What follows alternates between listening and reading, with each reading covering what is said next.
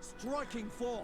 Hey guys, I'm Dov, and today I'm back with more Total War Warhammer 2 online action. We're here today with the High Elves, going to be taking on the Dwarfs, so recreating the War of the Beard, aka the War of Vengeance. Let's go ahead and take a look at the army compositions. As you saw from the opener there, we've got Tyrion on foot. Pure Main Company going to be his kind of bodyguard here. They actually do have the Guardian trait in addition to Armor Sundering, which is going to be very useful in this particular matchup. Front line of Spearmen, just to give us a nice solid melee defense, good missile block chance line. We've got 3 units of Archers, just regular bog standard High Elf Archers. 1 unit of Dragon Princes for an elite shock cab option. We've actually got 3 units of Tiranoc Chariots, 2 here and 2 over on this far hill. And then in addition, we've also got this Lore of Heavens mage here. So Lore of Heavens was added to the High Elves with the Queen and the Crone DLC, free for everyone. It was just added alongside that DLC. But Heavens in particular is going to be very useful in this matchup. For Curse of the Midnight Wind primarily. Curse of the Midnight Wind is an armor debuff. It's the only armor debuff that the High Elves actually have access to, although I do believe they got Shadows as well, which gives you the Wither. But Curse of the Midnight Wind, a bit more cost effective in terms of pure armor sundering.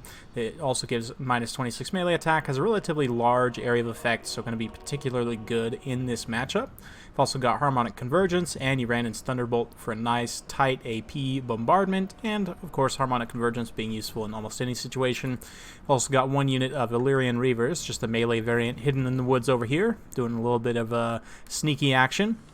In terms of the Dwarf army here, Thorgrim Grudgebearer going to be leading the way. He's got a Runesmith. Ironbreakers, 3 of them. One of them is the Norgrimlings Ironbreakers. He's got 3 units of Correlers. Let's see, 1, 2, 3 Longbeards. Yep, and looks like 2 cannons, all in a very tight formation here. And yeah, basically, because this map has a lot of different terrain features, you know, it has woods and a lot of hills and ridges and so on.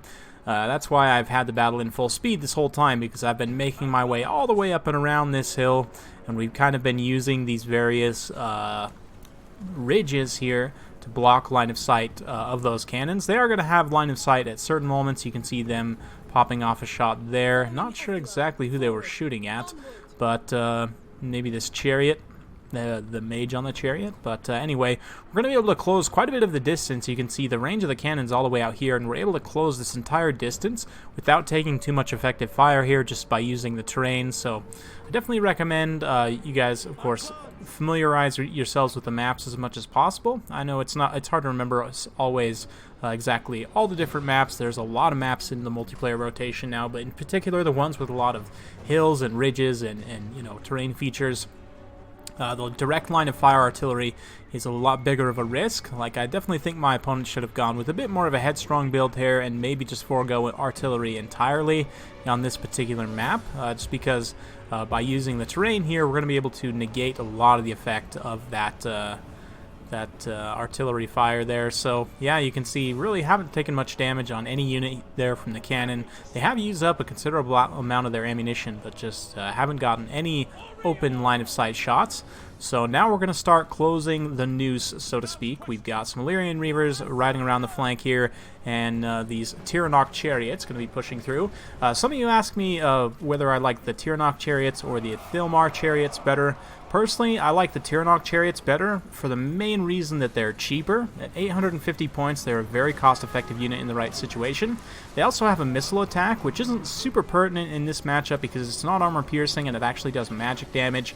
Can be useful in some other matchups, like the Wood Elves in particular, countering something like a Sister of Thorn. Very good against the Skaven as well.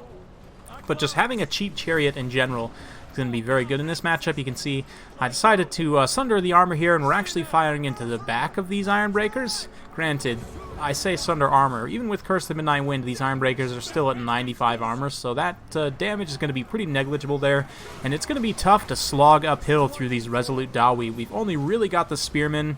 The Pure Main Company do armor piercing, and they are going to sunder armor as well, and Tyrion's going to be mixing it up in melee, but I'm really going to be relying on these mobile units over here, who on the other side of the hill, a little bit awkward to get a view of, but they are currently doing a bit of an alpha strike here. Obviously, these Norgrimlings Ironbreakers in particular will hold out quite resolutely. They're not going to go anywhere. But that being said, we're just going to keep ping-ponging around, especially with the Tiranoc chariots, the High Mage on the chariot, the Heavens Mage on the chariot, pulling down a Uranus Thunderbolt, also doing some nice cycle charging herself, and oh man, that Uranus Thunderbolt just launched somebody. Poor little Dawi. That's a grudging right there, no doubt. But another Curse of the Midnight Wind going to go down, and it's pretty much going to catch all of the dwarves in this entire pocket. You can see because the Dawi are fighting in a very tight formation, we're able to catch all of them. And this is going to put most of their units around 0 melee attack. You can see the Longbeards only have 4. So even though they're only up against High Elf Spearmen, the High Elf Spearmen, because of their good melee defense, are going to take very little damage. They're pretty much going to be at the minimum base chance to hit. Not to mention having their armor sundered, and the units that are in contact with the Pure Main Company in particular, those two effects will stack, giving a minus 60 in total. So you can see we're kind of starting to wear through the back line a little bit here. Things are rough, but Tiranoc Chariot's pushing through. We've got the Dragon Princes now getting a nice downhill charge, and yeah. Man, the lighting on this map is a little bit strange. It makes it look like I'm under the Nagarite color scheme, even though we're actually just using the standard High Elf faction. But yeah, you can see as the chariots come down and plow through the front line, just merciless, undiscriminating blasting charges being lobbed down the hill there by those Iron Breakers. Doing some pretty good damage to my troops, but doing some damage to the enemy, or to their friendlies, I guess, to the other dwarves as well. So you can see Quarrelers wanting to give out the fight. The Longbeards have been ground down, and it's not too often you get to see High Elves in just kind of a straight-up grind out. I mean, I do have a few units kind of ping-ponging around and cycle charging, but for the most part, it's just the Spearmen and the Pure Main Company, and of course Tyrion himself grinding it out. Tyrion's actually dueling Thorgrim here in a clash of the leaders of each faction. I know technically Finnabar is the leader of the High Elves, but he's not actually in the game, so for all intents and purposes, Tyrion is the leader of the High Elves, and he's having a nice duel with Thorgrim here. They're actually both taking big chunks out of each other, and it's so far a bit of a wash. I do have both Sunfang and the Heart of Averlord on Tyrion. Speaking of Sunfang, we're going to get to watch me put a cast right here. Because a lot of these Dawi units have heavy armor, it's not going to do that much at the end of the day, but again, in this very atrocious kind of grinded out style of game, any damage that we can put down is going to be very key. You can see my Spearmen are starting to get worn down, but the Dawi infantry is crumbling in many respects as well. Quarreler's gone, the Longbeards are routing as well, so we're starting to get a little bit of a surround. You can see the Dragon Princes are able to get downhill charges critically because I've kind of taken the high ground here, much to the chagrin of Anakin, of course. But anyway, another Curse of the Midnight Wind going down, and I mean, anytime I drop that, everything's going to be doing more damage because none of the units I have here besides the Pure Main Company are really true AP. They have decent AP values overall, but that Curse of the Midnight Wind really is what allows a build like this to even work in the first place. So I'm really happy that CA decided to add Lore of Heavens to the High Elves toolkit. The High Elves honestly should have every lore of magic by lore standards. Same with the Lizard Men, but I understand maybe for balance reasons they don't want to put all of them on the same faction. I would hope eventually, if we keep with each DLC, maybe a few free LC lores here and there, maybe we can fill out the roster for the High Elves to where eventually they have like all of them, but at the very least, having Heavens and Shadows, I think, are the two big ones that are real winners for the High Elves. Both those Lores of Magic are very, very strong, and in particular, because Tyrion kind of has his own built-in healing mechanic, you don't have to worry about bringing healing as much. I still would say the most optimal High Elf builds in most matchups are going to make good use of like Alariel, Teclis, or either a High or Life Mage to get some healing. Just from some kind of source, but in a build like this where I'm trying to grind it out in melee and just kind of cycle charge these Dawi with chariots and Dragon Princes and so on, Lore of Heavens really MVP. Super happy about that addition. You can see my archers really haven't been challenged. They haven't picked up a whole lot of kills, but they've been able to fire away that whole time. And again, death by 1,000 cuts here for the Dawi. Because they're just such strong defensive units, we're really going to have to try hard to get damage from everywhere we can. You can see at this point there's just one line of Spearmen holding out. Some of my units are regrouping, but we're going to get some other Spearmen here to collapse the flank. And again, just try and keep ping-ponging back and forth here. And the Dragon Princes in particular are going to be able to do some really nice damage. Looks like runes being dropped from the Runesmith there. Probably, yep, Rune of Oath and Steel, so helping to counteract some of that armor sundering potentially. Pretty good pick there. But at this point, you can see the balance power starting to tip in my favor, despite the fact that I don't have much infantry left. These Iron Breakers are just going to have a tough time against all the mobile units that are left. We've still got the chariots.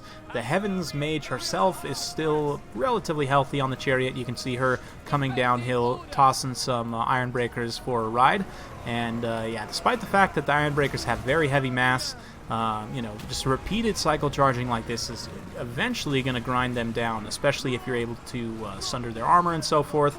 Finally, this unit of archers it is out of ammo, but granted, they have a full 68 unit models, so I'm like, okay, let's give them a harmonic convergence just for kicks and giggles. So archers with 44 melee attack and 54 defense, just going to get in here, and just due to the fact that they have so many unit models, are going to be able to actually rout off what's remaining of the Iron Breakers here, and then it's just going to be a matter of taking care of the High King himself. So High King Thorgrim definitely going for a hike. He is hiking, no doubt, up this long hill, and going to be hiking all the way back to Karazakrak, no doubt, with many new grudges written in his book about the filthy Elgi. But make no mistake, this is going to be a victory for the High Elves. I'm not sure. Oh, here comes Tyrion. I was wondering where Buddy would come in here. I want to call him Sonic for some reason, but I guess if Teclis is Doctor Strange, and let's see, what would that make if they were all Marvel characters? I guess this would make Tyrion what, like Captain America? Anyway, fun stuff. Hope you guys enjoyed watching this battle. We're just gonna soak up some more cinematics. We can actually just fast forward. There's not really too much reason to watch these chariots play bumper cars with Thorgrim, but rest assured, it is going to be victory for the High Elves. And wow, what a grind. Not too often you get to grind one out, especially against Iron Breakers nonetheless. But the Chariots, and obviously the Dragon Princes in particular, are really what allowed me to do that. The Spearmen more or less just provided a really nice anvil. Those Pure Main Company, though, 85 kills. Don't like them in every matchup, but in this matchup, they're a super good tool. Especially if you're fighting something high value, like let's say you're engaged with some Iron Breakers. You toss a Curse of the Midnight Wind, and then you shoot in with your archers as well, and suddenly, those Iron Breakers are down 60 armor. They're fighting the Pure Main in melee, and they're getting shot by archers, which are doing a lot more damage because the armor is lowered. So, there's some really good synergy there, particularly with the Lord of Heaven's Mage, who herself managed to get 73 kills.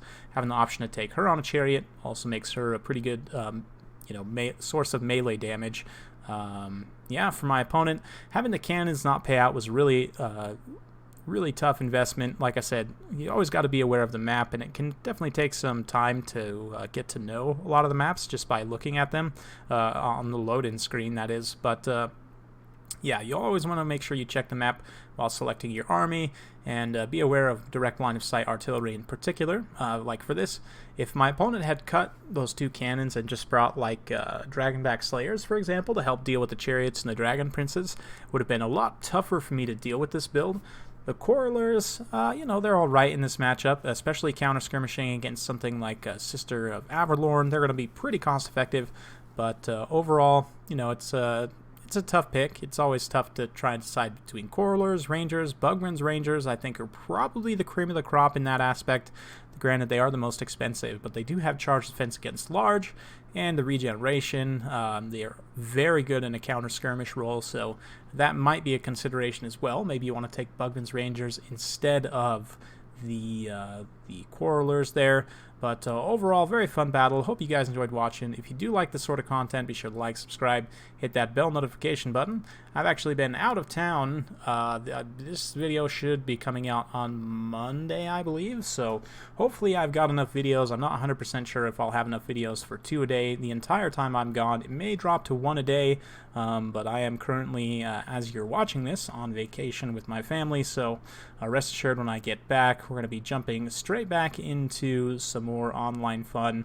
I have some other plans for some other games as well, and going to be releasing some news in the next day or two about some other projects I'm working on, so stay tuned for that. Thank you very much for watching, and we'll see you next time.